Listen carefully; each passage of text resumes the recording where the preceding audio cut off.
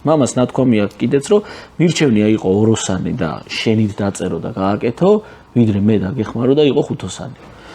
მეც ალბათ მამას მოდელი გადმოვიღე ჩემ შვილთან, რაღაც რჩევებს ვაძლევ, მაგრამ ბოლომდე არ ვერთო. აი რაღაცა უნდა ეცადო, რომ თუ რაღაცაში უჭირს სწორ გზაზე დააყენო, მაგრამ ეხლა შენ თუ დაუწერე თემა, ეხლა ჩემ ბავშვობაში ამასაც აკეთებდნენ. აი პირდაპირ უწერდნენ თემას ბავშვს და მიქონდა თავის დაწერილი და ეგ ხო მე უზღუდავს იმ უნარჩვევებს, იცით რა, აი ჩვენ ერთ რამეს არ ვაანალიზებთ, რომ აი როგორც ჩვენ ვიქცეოდით და როგორც ჩვენ არა უпроსტად ჩვენი მშობლების თაობა, ხო?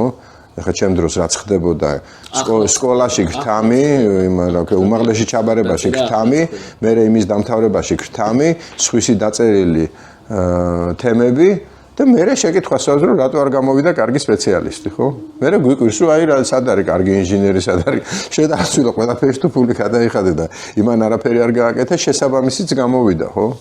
ეს ხო 2x2 4 არის.